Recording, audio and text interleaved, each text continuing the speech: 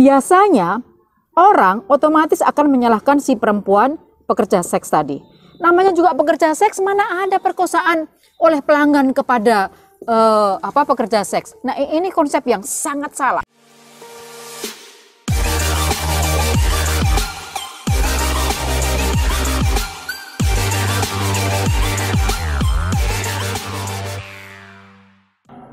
Halo, kita jumpa lagi dengan saya Anna Marsyana.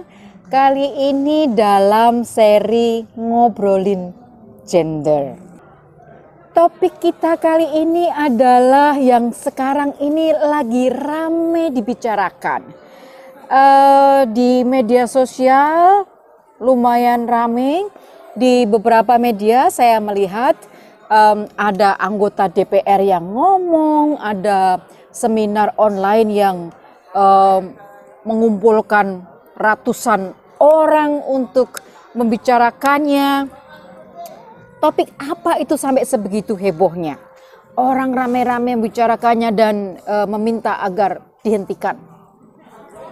Topik yang akan kita bicarakan kali ini adalah tentang sexual consent atau kesepakatan seks. Nah, apa itu dan seberapa seru, kenapa penting? Simak terus. Saya mau mengangkat topik ini karena saya melihat seperti saya katakan tadi ramai di media sosial gitu ya.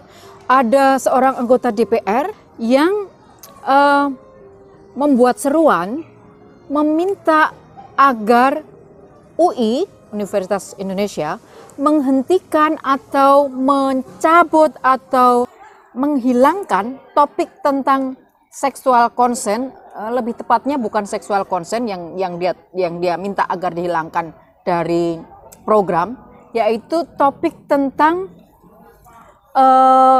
kalau menurut yang saya baca, menurut versinya UI ini adalah topik tentang stop kekerasan seksual gitu. Jadi sebuah kampanye bahwa di UI itu pegang komitmen, pegang code of conduct atau kode etik bahwa semua orang, mahasiswa maupun keluarga besar UI itu secara tegas mengkampanyekan untuk tidak ada toleransi terhadap kekerasan seksual gitu.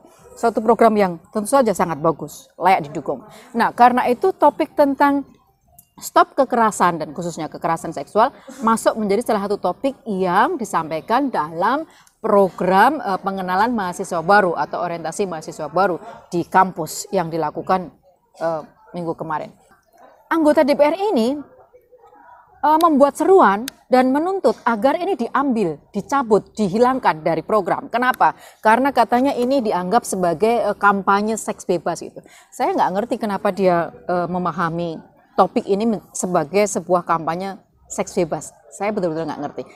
Kemudian saya melihat juga ada seminar yang dilakukan besar-besaran begitu, secara khusus membahas tentang pendidikan seksual komprehensif, dan mereka tegas terang-terangan menolak diadakannya pendidikan seksual komprehensif. Dan kemudian di salah satu sesi yang saya baca itu ada pembahasan tentang seksual consent atau tentang konsensual seks, tentang kesepakatan seks begitu.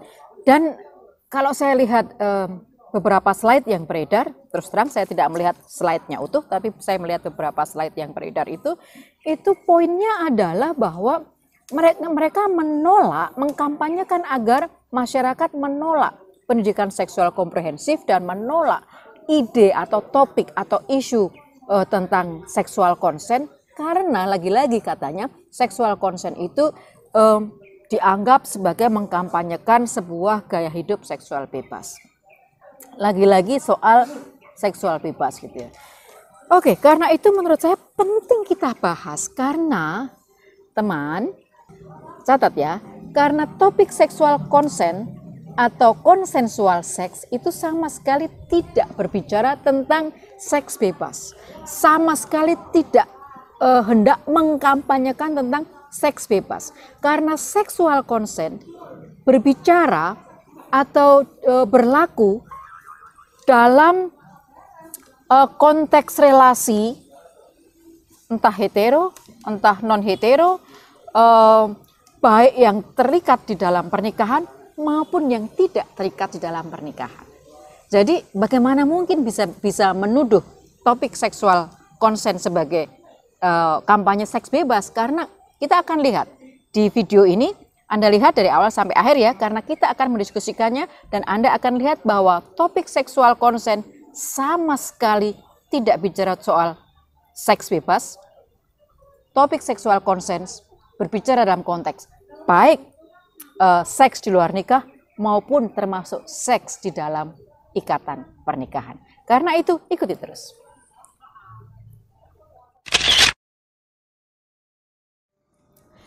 Jadi apa itu seksual consent? Dalam bahasa Indonesia terus terang saya agak kesulitan ya disebut consent tentang seks. Saya biasanya menjelaskan sebagai kesepakatan tentang seks, tentang bagaimana mereka mau atau tidaknya dua belah pihak atau dalam pasangan itu melakukan hubungan seks. Tapi memang agak tidak sesederhana itu gitu. Saya mau merekomendasikan teman-teman untuk melihat ada satu ilustrasi yang sangat bagus tentang seksual consent dengan ilustrasi tentang secangkir teh. Nah, saya akan memakai ilustrasi ini. Terima kasih untuk siapapun yang telah membuat ilustrasi ini. Saya akan memakainya untuk menjelaskan apa sebetulnya seksual consent. Tadi saya mengatakan bahwa seksual consent adalah sebuah kesepakatan bahwa hubungan seksual itu bisa dikatakan fair, adil, benar, bisa diterima kalau ada konsen kedua belah pihak, kalau ada kesepakatan kedua belah pihak, kalau ada persetujuan kedua belah pihak, kalau ada keputusan sadar dari kedua belah pihak. Kira-kira begitu. Nah, rinciannya ada 6 hal yang saya mau sampaikan kepada teman-teman tentang seksual consent dengan memakai ilustrasi tentang Anda yang membuat secangkir teh dan menawarkan kepada pasangan Anda. Nah, ada 6 poin. Poin yang pertama adalah Anda bertanya kepada pasangan Anda, "Sayang, apa kamu mau minum teh, sayang?" Lalu pasangan Anda bilang, "Oh babe, I love it, yes please, yes." Anda pun dengan sukacita membuat teh Anda menjerang air, kemudian Anda membuat teh. Kalau di Jawa itu teh yang favorit itu ginastel ya. Membuat teh tubruk yang ginastel, legi panas kental. Pokoknya itu enak untuk dinikmati berdua. Lalu teh sudah siap, Anda bawa ke pasangan Anda. "Hey babe, secangkir teh udah ready." Pasangan Anda bilang, "Aku berubah pikiran, aku nggak mau lagi tehnya itu, taruh di atas meja deh ya." Gitu. Anda kesel?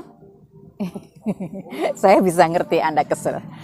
Tapi Anda kemudian marah dan kemudian mengatakan kepada pasangan Anda, "Lu gila ya Beb, lu tadi gue udah tanya ya, lu mau teh nggak? Lu bilang, oh ya Beb, please buat. Lalu gue buat nih, terus gue udah repot-repot buat nih, terus gue bawa hidangkan dengan penuh cinta kepadamu. Terus lu bilang, gue berubah pikiran Beb, gue nggak mau teh, gue maunya soda gitu."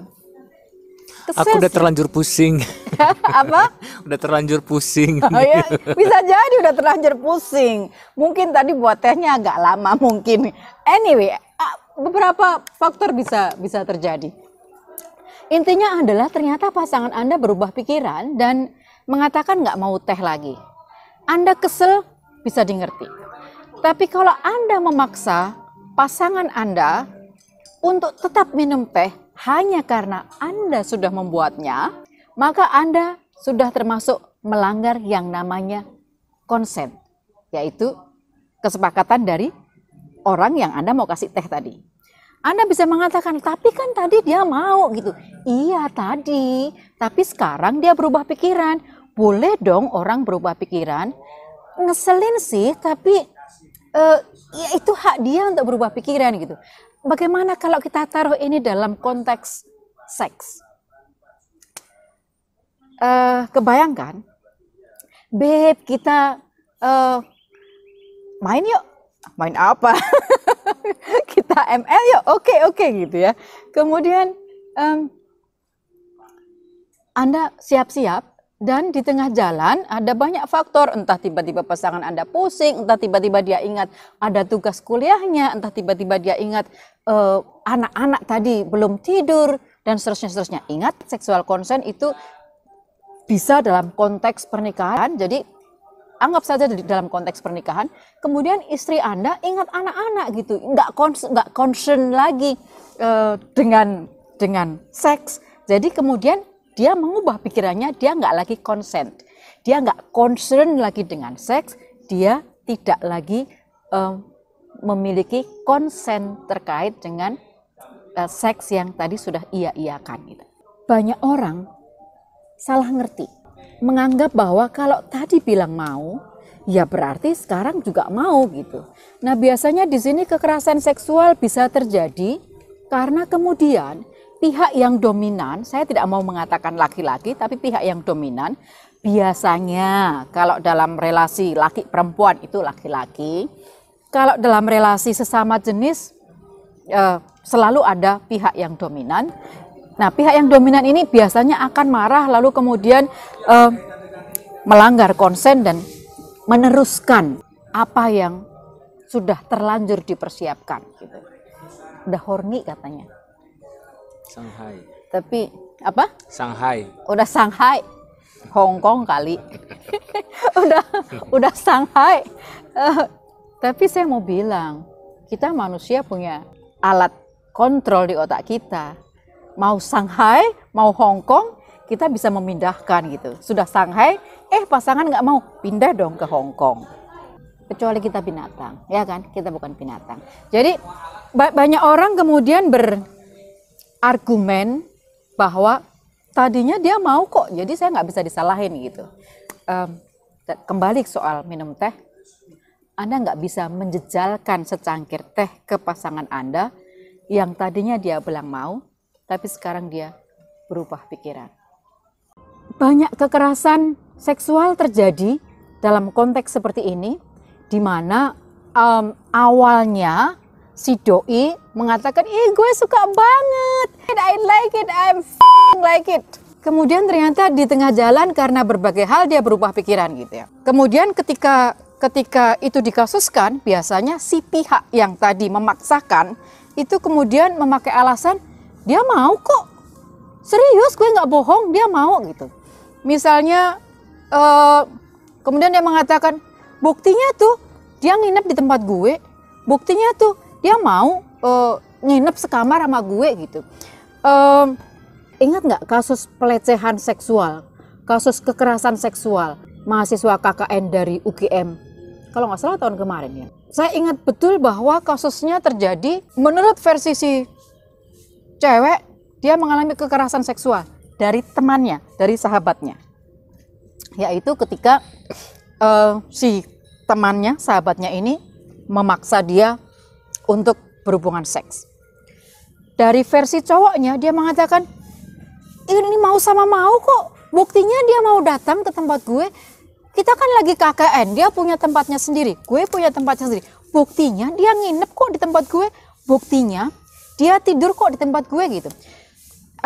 Saya tidak mau mengatakan bahwa si cewek itu mungkin awalnya mau, tapi saya mau mengatakan bahwa cewek tinggal menginap di rumah cowok bukan berarti dia punya seksual consent.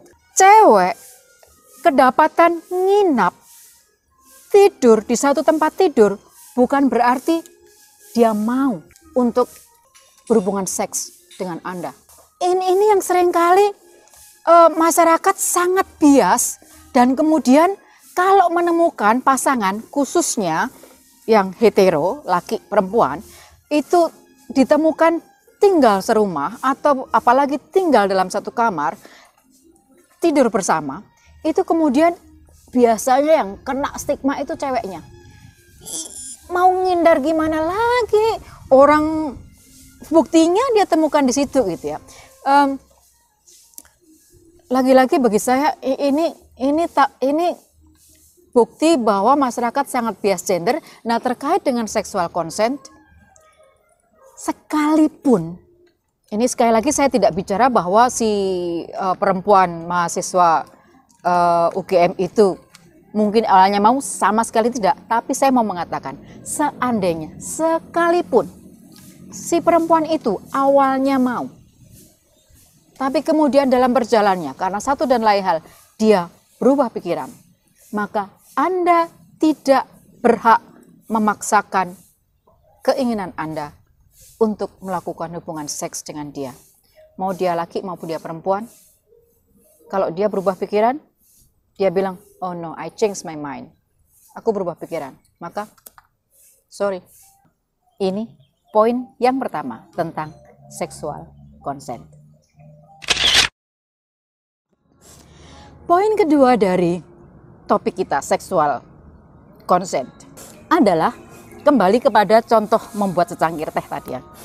Anda kali ini menawarkan kepada si dia, Anda tanya, beb, mau ku buatin secangkir teh enggak? Lalu si dia menjawab, boleh kali ya, boleh deh beb. Lalu Anda dengan gembira pergi ke dapur, menjerang air, kemudian membuat teh.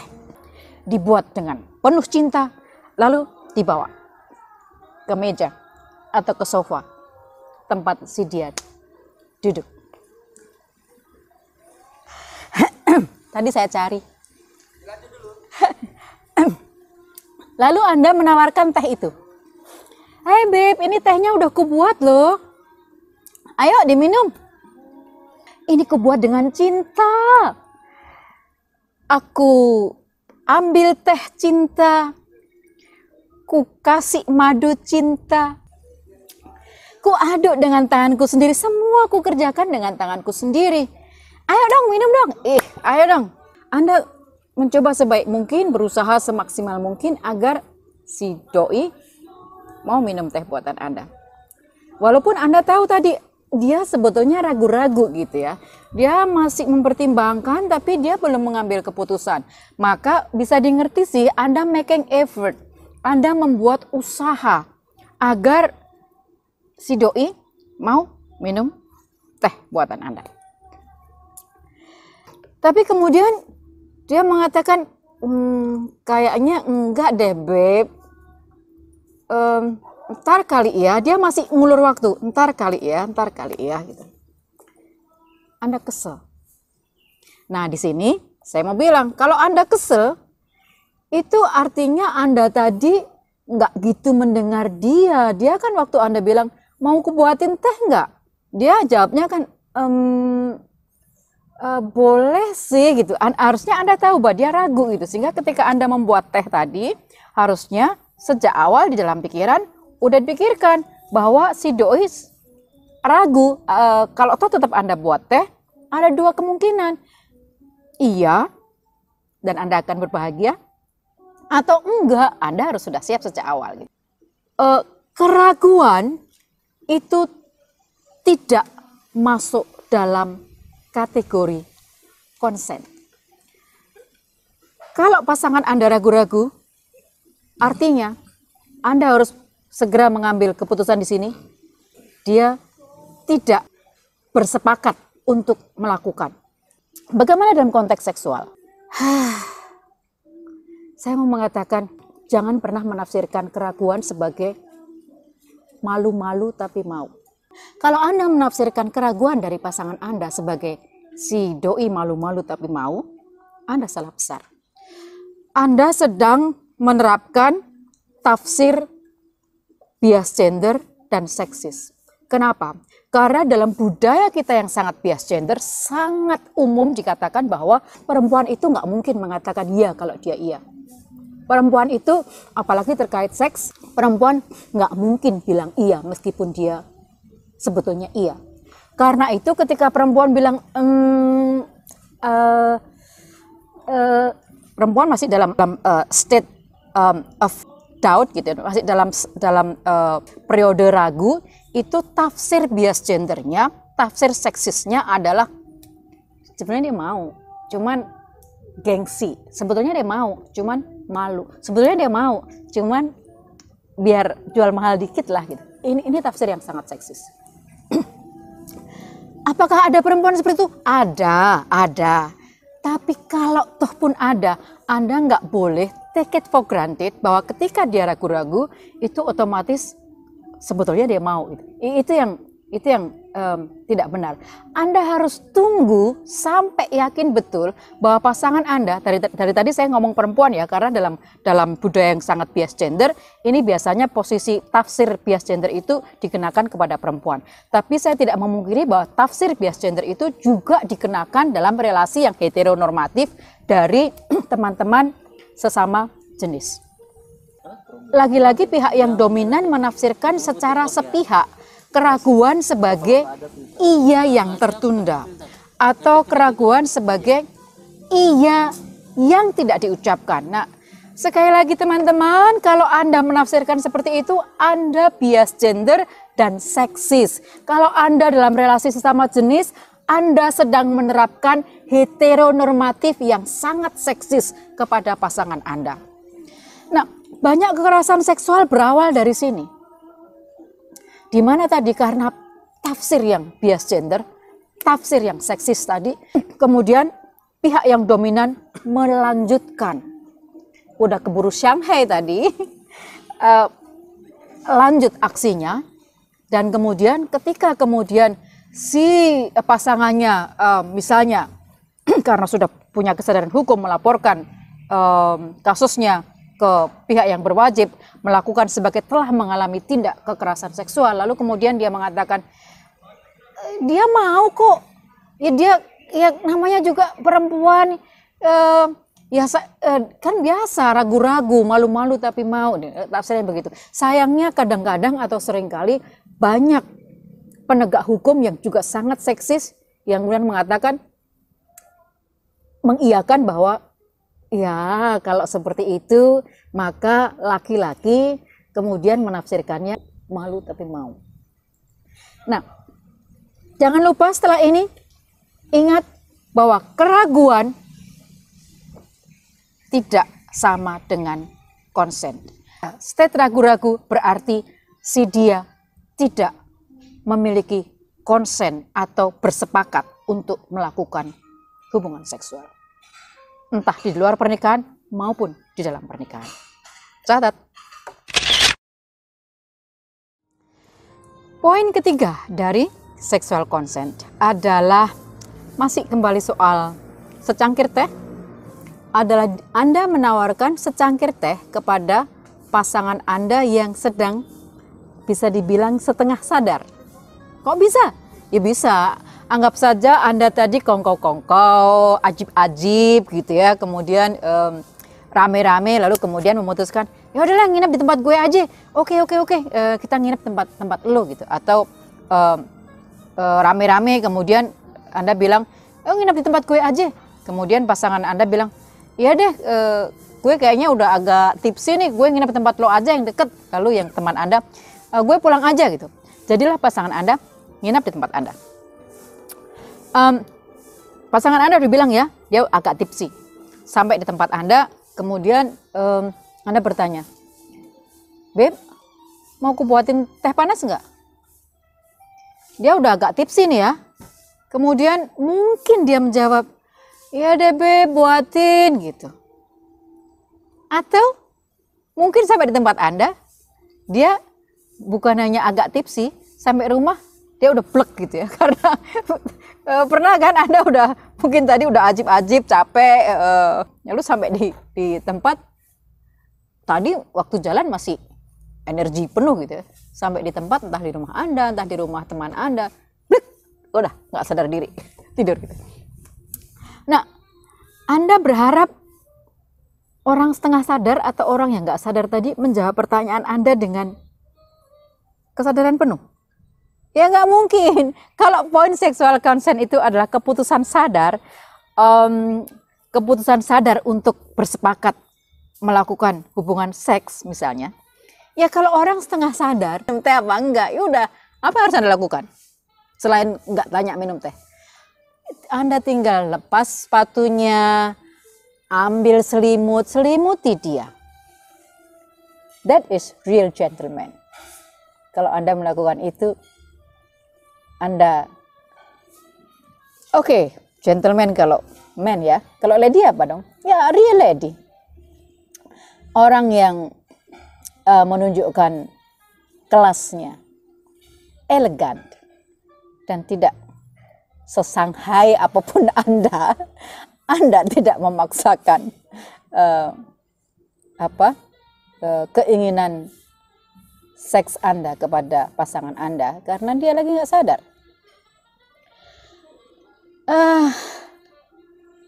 Lagi-lagi banyak kekerasan seksual terjadi pada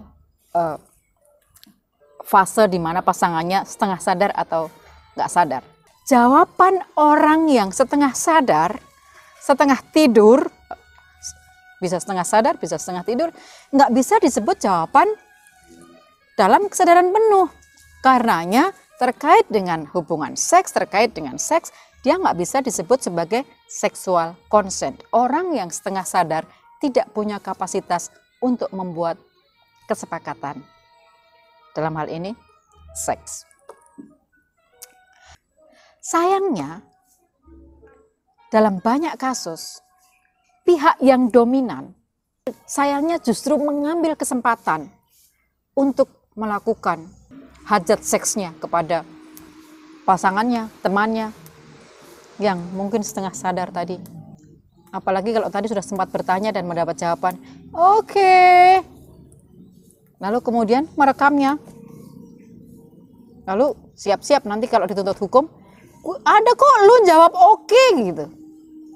Buat teman-teman yang mungkin pernah jadi korban, Anda pernah mengatakan oke setengah sadar. Saya mau kasih tahu, ini termasuk pelanggaran consent. Orang setengah sadar, orang setengah tidur, tidak punya kapasitas membuat consent.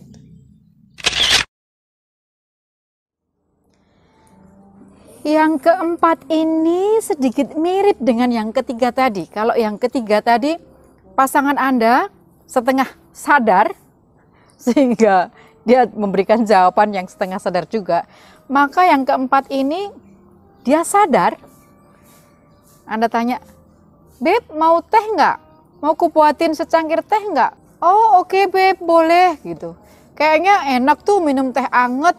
Kemudian Anda buat teh. Setelah Anda selesai buat teh, dia udah ngorok. Anggap saja dia udah tidur. Kemudian Anda kesel banget. Udah repot-repot buat teh. Tadi bilang iya, sekarang dia ngorok gitu. Kalau di poin ketiga tadi, poinnya adalah dia menjawab dengan setengah sadar. Ini poinnya dia menjawab dengan sadar. Tapi ketika teh selesai dibuat, dia udah either pass out, pingsan, atau tertidur pulas, mendengkur-dengkur misalnya. Apa yang harus Anda lakukan? Dalam konteks secangkir teh, lagi-lagi Anda nggak bisa memaksakan minum secangkir teh pada orang yang udah tidur, ya kan? Anda nggak bisa memaksakan meminumkan secangkir teh pada orang yang apalagi pingsan. Jadi dalam poin keempat ini jelas sekali. Sebetulnya Anda nggak punya alasan, apapun alasannya, Anda jelas-jelas kalau Anda memaksakan, apapun alasannya, kalau Anda memaksakan keinginan Anda, sikap seksual Anda sedang melakukan kekerasan seksual. Nggak peduli bahwa dia pasangan Anda, nggak peduli bahwa dia istri Anda, Anda sudah terikat dalam pernikahan. Ketika istri Anda tadi sebelum tidur mengatakan, ya babe, let's do it. Setelah Anda siap-siap, Anda gosok gigi, Anda mewangi-wangikan diri, Anda masuk ke kamar, istri Anda udah tidur pulas. Lalu Anda dengan berpikiran bahwa dia istri saya, tadi dia udah sepakat, dia tadi happy-happy mengatakan iya begitu. Lalu kemudian Anda memaksakan kehendak. Ya, saya mau bilang Anda sedang memperkosa istri Anda gitu ya. Nah, ini yang disebut marital rape. Itu sebabnya sejak awal saya mengatakan bahwa seksual consent itu sama sekali tidak sedang berbicara soal seks bebas. Karena seksual consent ketika dilanggar, meskipun di dalam konteks pernikahan, Anda sedang melakukan perkosaan kepada pasangan Anda gitu. Dalam konteks pernikahan di Indonesia, pernikahan hetero, maka biasanya terjadi laki-laki kepada perempuan.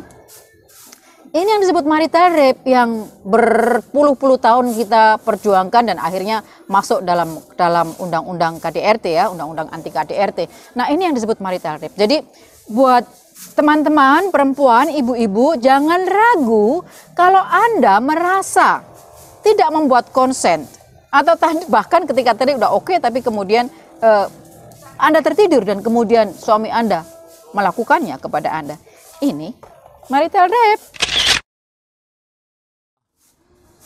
Poin kelima dari sexual consent adalah lagi-lagi masih sedikit mirip, tapi ini apa ya?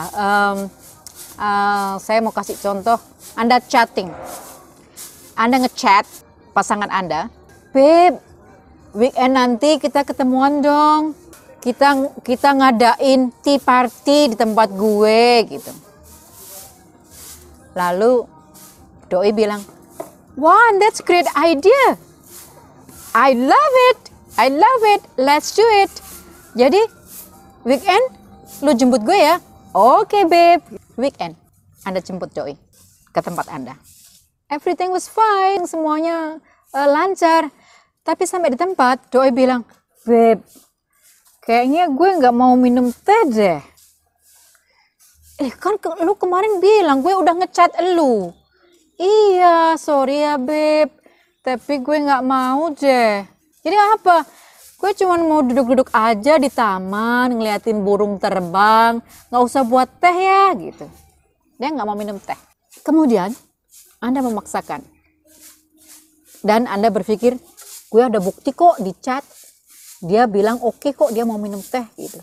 Ntar kalau dia ngelaporin gue soal pelanggaran hak asasi karena memaksakan dia memaksakan kehendak terkait secangkir teh, gue punya bukti kok. Ini sedikit mirip dengan yang poin yang pertama tadi, yaitu bahwa orang bisa berubah pikiran gitu. Kalau poin yang pertama tadi orang berubah pikiran pada saat itu juga. Nah, kalau ini sedikit berbeda. Orang berubah pikiran setelah hari atau bahkan minggu gitu ya. Di chat dia bilang oke, setelah selang berapa hari, minggu, dia berubah pikiran. Ya boleh dong, orang dalam hitungan menit aja orang boleh berubah pikiran meskipun ngeselin. Apalagi dalam hitungan hari atau minggu. Boleh dong orang berubah pikiran dan Anda nggak berhak untuk memaksakan gitu. Itu poin yang yang penting gitu. Nah, lagi-lagi sayangnya orang banyak berpikiran saya punya bukti chatting gitu. Nah, buat Anda jangan khawatir, buat Anda yang jadi korban, jangan khawatir sekalipun dia punya bukti chatting. Anda pakai pemahaman ini bahwa itu chatting 2 hari yang lalu, itu chatting seminggu yang lalu. Dalam hitungan menit saja orang berhak berubah pikiran, apa ini dalam hitungan hari atau minggu? Jadi kalau pasangan Anda memaksakan dan berdalih di chat Anda udah setuju, ingat, dia sedang melanggar seksual consent dan karenanya tindakannya masuk kategori pelecehan atau kekerasan seksual. Poin 6 atau poin terakhir adalah Anda nawarin secangkir teh dan sejak awal doi bilang, "Nggak, gue nggak mau. Gue lagi nggak mau minum teh." Lalu Anda memaksakan kehendak Anda. "Tapi ini teh terenak ya, ini teh baru datang dari negeri Belanda." Katanya. Ada dari Bangladesh. Oh ya, teh dari Bangladesh. Teh dari bukan Bangladesh. Yang terkenal dari Sri Lanka, Ceylon gitu kan. Dia nggak mau gitu ya. Kemudian Anda memaksakan untuk ini teh terenak kamu harus mau gitu ya. Itu termasuk kekerasan nggak? Kekerasan dong. Begitu juga dalam konteks seksual. Dalam konteks seks, kalau dia bilang enggak, ya itu artinya enggak gitu. Nah ini lagi-lagi kita punya persoalan besar terkait dengan tafsir bias gender dan seksis. Yang mirip dengan yang di depan tadi saya katakan, orang sering beranggapan bahwa perempuan itu nggak bisa bilang iya. Jadi kalau tadi ragu-ragu itu ditafsir iya. Nah ini jangankan ragu-ragu, tidak pun seringkali tafsir iya. Ya kan perempuan nggak bisa bilang iya memang. Jadi ya mulutnya sih bilang tidak, tapi hatinya bilang iya. Masya Allah. Ya kalau mulutnya bilang tidak ya tidak gitu. Tapi kan ada perempuan yang mulutnya bilang tidak, tapi sebetulnya iya. Iya ada. Di dunia ini emang semuanya seragam. Selalu ada yang begitu gitu. Jadi cuman kalau enggak itu yang enggak. Kalau bilang tidak jangan ditafsirkan iya. Jadi kalau dia bilang tidak, tolong hargai dia karena itu artinya tidak. Kalau Anda tetap melanggarnya, maka Anda telah melakukan kekerasan seksual karena Anda melanggar konsen pasangan Anda.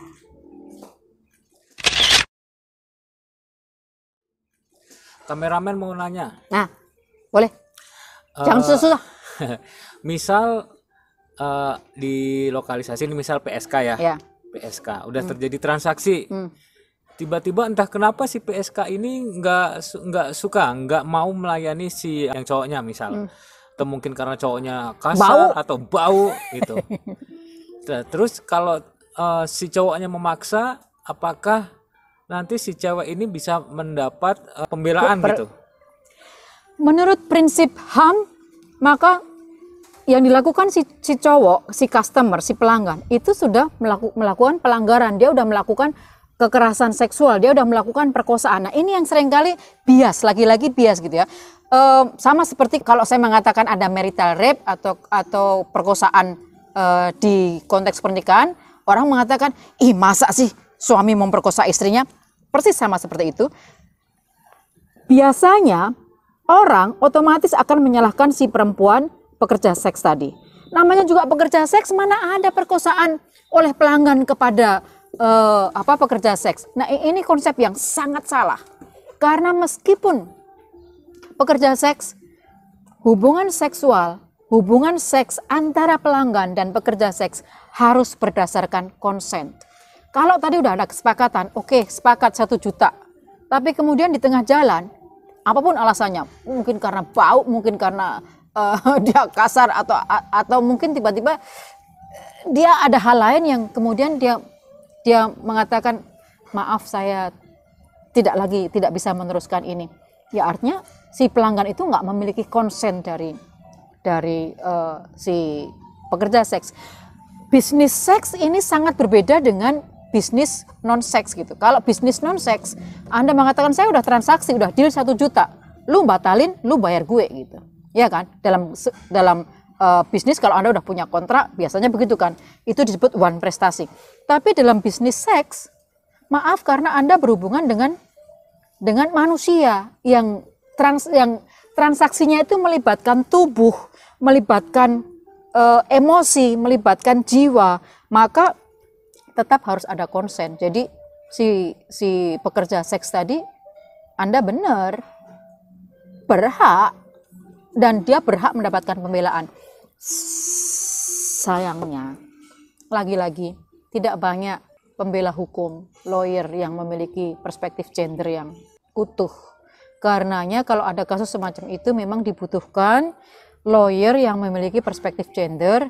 Misalnya kalau dari lembaga bantuan hukum itu saya kira teman-teman dari LBH API, kemudian KJ-HAM, ada beberapa lembaga bantuan hukum yang memang sudah memiliki perspektif gender yang sangat bagus. Dan karenanya kalau kasus-kasus yang sangat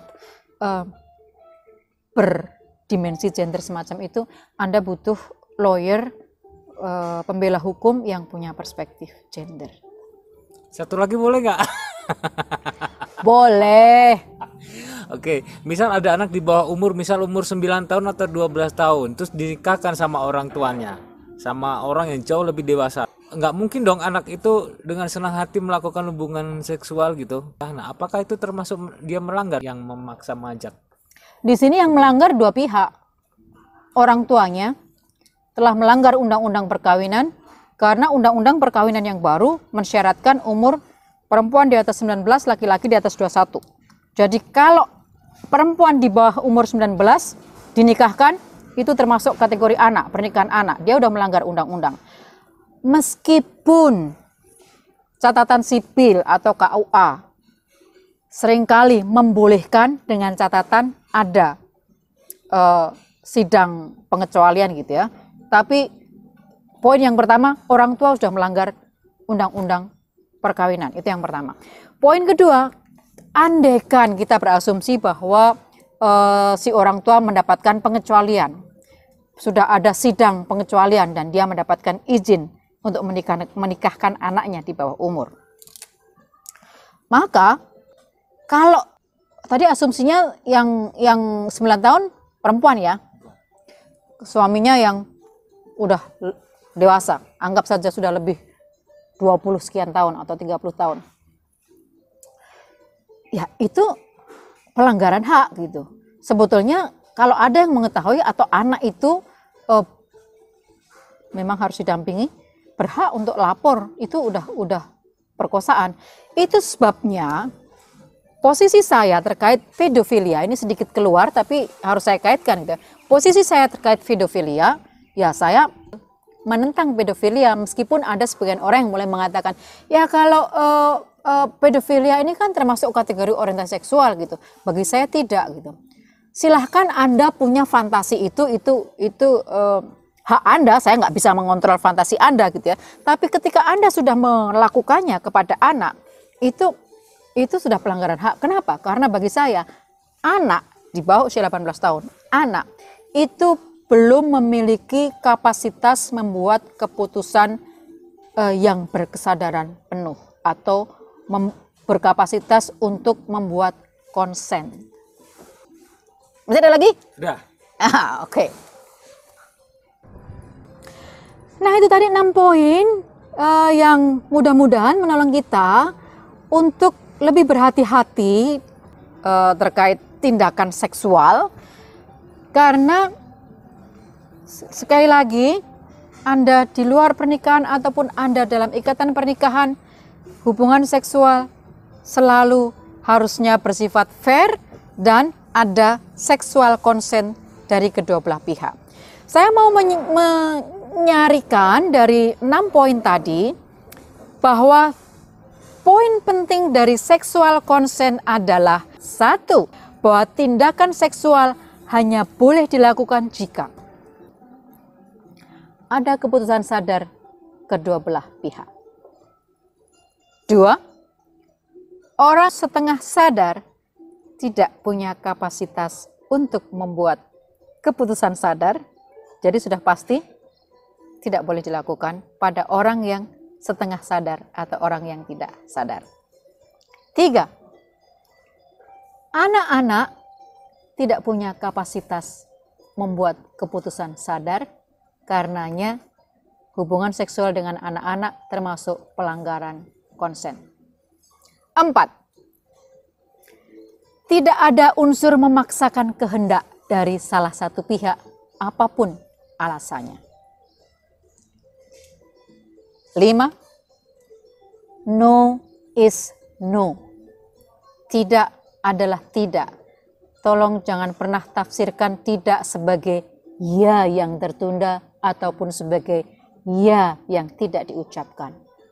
6, ragu-ragu adalah tidak. Jangan tafsirkan ragu-ragu sebagai iya yang dihaluskan. Ragu-ragu adalah tidak. Yang terakhir, ya kemudian berubah tidak adalah tidak. Jangan berdalih, kan tadi dia udah bilang ya. Kalau kemudian dia berubah menjadi tidak, maka artinya tidak. entah Anda terikat dalam perkawinan atau tidak, 7 poin tadi menjadi sangat penting, mohon dipertimbangkan. Entah Anda laki atau perempuan, Anda di pihak yang dominan atau yang less dominan, tolong ingat, semoga poin-poin ini membantu kita untuk mencegah diri kita menjadi pelaku pelanggaran seksual consent, menjadi pelaku pelecehan atau kekerasan seksual. Sebaliknya, kalau kebetulan Anda termasuk orang yang tidak terlalu dominan, less dominant, maka semoga poin-poin tadi menolong Anda terhindar menjadi korban pelecehan atau kekerasan seksual. Minimal Anda tahu harus ngapain kalau Anda udah terlanjur menjadi korban kekerasan seksual. Dengan demikian saya mau menutup bahwa mudah-mudahan orang-orang yang kemarin ramai menolak kampanye seksual consent dan mengatakan seksual consent itu sama dengan kampanye seks bebas menjadi lebih paham bahwa kampanye seksual consent adalah kampanye penghargaan terhadap pasangan. Kampanye untuk tidak pernah melakukan tindakan seks, hubungan seks tanpa konsen atau kesepakatan dari pasangan Anda. Sampai di sini percakapan obrolan kita pada hari ini. Kalau ada pertanyaan, juga kalau Anda ada usulan topik bahasan yang mau kita bahas, mau kita ulas, jangan ragu, usul juga, tinggalkan komen di sini. Terus menjadi cerdas, terus belajar, dan terus mencintai negeri. Bye-bye.